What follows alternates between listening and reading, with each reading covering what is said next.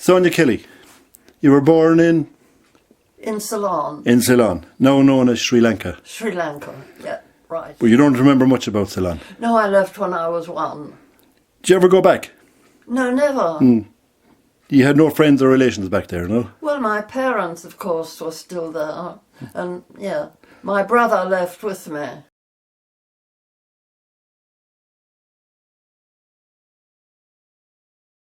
He was 6 and I was 1. When you left. And where did you move after then? To Cirencester in Gloucestershire, where my grandmother lived. What year were you born? 1922. 1922, so it makes you 93 now, yeah. Yes. You have a good form, yeah? Sure. Yeah? You're writing a book? Poetry? Well, sort of. Well, it looks good, I've seen it. It's funny, it's witty. Yeah. It's witty. So where did you go to school then? I went to school at Kylemore, and then I went to a school when I was back in Cirencester with my grandmother. I went to a convent there.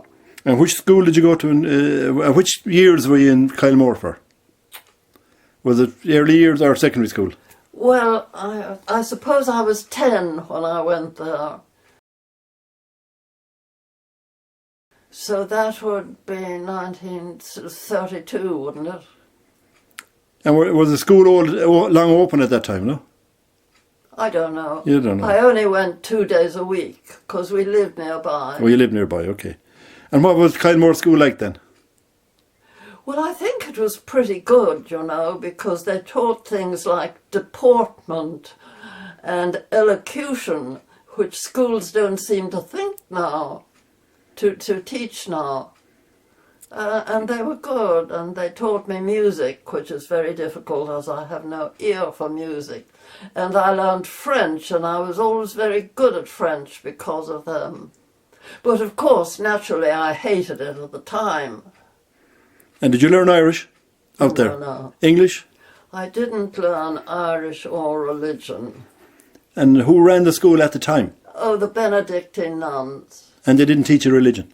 Well, they taught religion, but I didn't learn it. I was excused. You were excused from it? Because I was a pagan. And what do you consider yourself now? What? Were you still a pagan? Oh, of course. Or an agnostic? Well, you could say that. Yeah. And were there many pupils in the school that time? Yeah, but, well, I really don't know, because I was only like 10. I wouldn't have been counting them. 30 or maybe something like that, but maybe lots more. I don't know. Was there a mix of nationalities there? Yes, there was an Indian princess there with me. And there were people from Westport. There was Stella and Maureen Mayock. From Westport, yeah? From Westport, yeah. Did you befriend them, people there? Westport? What? Did you befriend them? No. No. And who were your friends out there that time? It's a long time ago. Yeah, I don't think I had any special friends. Yeah, okay. I was very shy and inhibited. Well, I think it was because I was brought up by a nanny and I never really had any friends growing up. In England? In England. In Cirencester, yeah. And who brought you up in Cirencester? Well,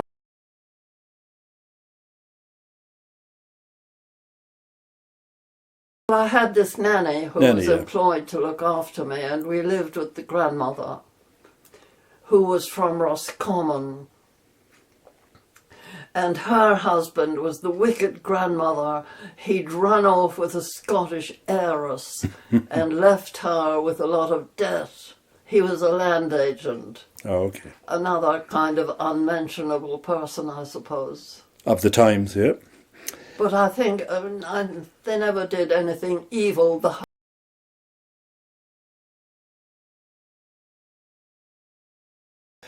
And did you... What did you do after school then?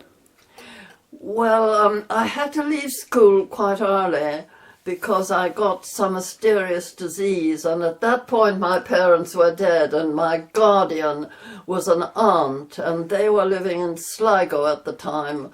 So I went to them, and I lived there until I recovered.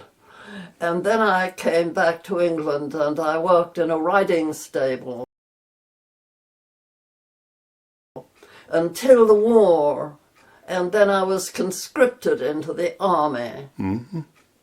And what did you do in the army? Well, I did various things. I was a clerk in the company office, and then I decided to learn to drive, which I did, and went to Wales. But I was the worst possible soldier. I mean, all my relatives were army officers, and I was a complete disgrace. And eventually I even deserted, and that would have been the last straw. So that was the end of my family, really. And where did you desert to? To Dublin, where my brother was, having just got back from Sweden, where he'd been interned during the war. And why was he interned? Well, because he went out with the Finnish volunteers. You know, Russia had attacked Finland. That's right, yeah. And he had applied to join the Navy, but he was colourblind, so that was vetoed. And then he joined the Finnish volunteers, and the day they arrived in Finland, peace was declared. So he was originally, you know, he was interned there, and he went to Sweden, and then he just got back. But I had been in the army for 4 years, so I think I had done a pretty good stint for the Brits. And you were there for the war, you were? Oh, sure, I was there for all the air raids and going down into the cellars and, you know, the screaming bombs. It was scary, I tell you. But in Wales, it was okay. And did you see much destruction and death during the war, after air raids now? Would you see anything after the air raids? No, luckily I never saw a single corpse, because I have a kind of phobia about death. I've never seen a corpse. Never seen a corpse? Never seen a corpse. Do you not go to wakes? No? So I hope I never do. Do you ever go to a wake? Yeah, but I always avoided seeing the corpse.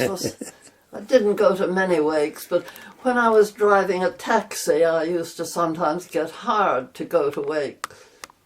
And I was always invited in to see the corpse, but I managed not to go. So what did you do after the war then? Well, when I came back to Dublin to live with my brother, where we lived for a while, and then we decided we hated the city and we'd go as far away from it as we could. So we got on the train and it went to Westport, and we got out. And I've been here ever since. And when was that? Oh, God, I'm so bad at dates. What age would you be then? Like, would you be 25? 21. Early 20s? But yeah, barely 20, I suppose. And where was the first place you went to in Westport? We went out to Old Head Hotel because for some reason we had some connection with the Wallaces. And Alec Wallace at the time said, "You must meet Captain Hazel. He lives on Island Moor." And he arranged for us to meet this Captain Hazel in Westport. And he said, "Oh, you have to come out and stay in the island with Josie Gill." That's who he lived with. And that's what we did. And that's how I met my husband, who was also an islander and lived there. And what was his name? Josie Kelly. Josie Kelly. And how long did you stay on the island for? I can't remember, a year or two, I suppose. Mm. And did you work on the island or relax on it? Or no. What could you work at? Well, I suppose you were the model housewife. and what happened next then? When you left the island? Well, I eventually got married, I suppose, when we were still living on the island. But my brother didn't approve of this match. He said it would be a cultural shock for both of us. And was it for you? Well, I can't say that it really was. I mean, it seemed to work pretty well. We kept sheep on the island and my husband fished. And then we came to Killadangan. With your husband? And we rented a house there for a while. And then I drove a taxi from there. The war was still on. During the war? You drove a taxi in Westport, yeah? Yeah, I was self-employed. Okay. It was very difficult to get the license, and they only gave it to me because they were sick of me pestering them. But anyway, I did, and sure, that was very interesting. And who were you driving around that time? Oh, just the neighbours. The neighbours, yeah. And then we came up to Cloa. We bought Cloa because the tea estate was sold eventually, and we had some money. This is the tea estate in Ceylon. Ceylon. So you had an interest in that, yeah? You would... Well, we used to get some money from them occasionally, you know. That's from your father, was it? Yeah.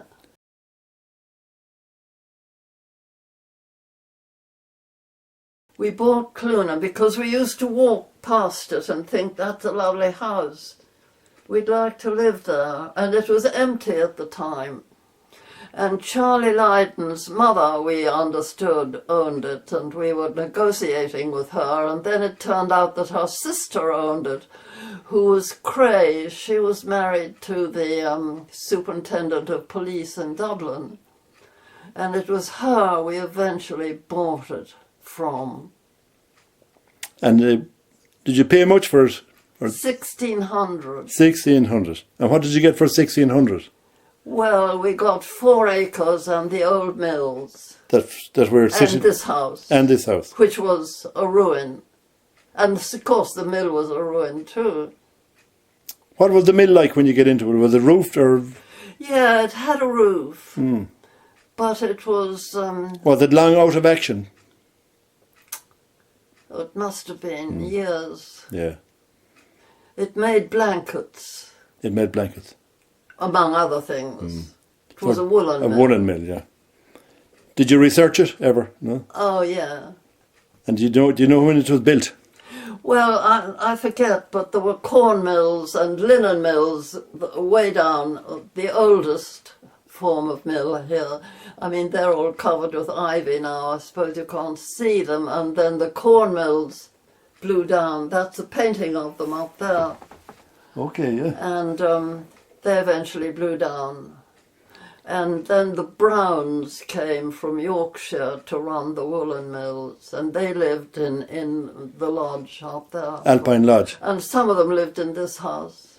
And did you know them, the Browns, yeah? Well, we knew Owen Brown, Yeah. of course, and Mixie, his wife, very well. This must have been a very busy place up here. Yes. With all these mills. There were carts going up and down the road all the time to the quays, you know, with whatever grain and... But how many mills were here? There was 3 mills, was there? The woolen mill? How many what? Mills were here. There was 3, were there? Yeah. And why did they put the mills up here? Well, I don't know. They had arranged a mill race from the Brackloon River.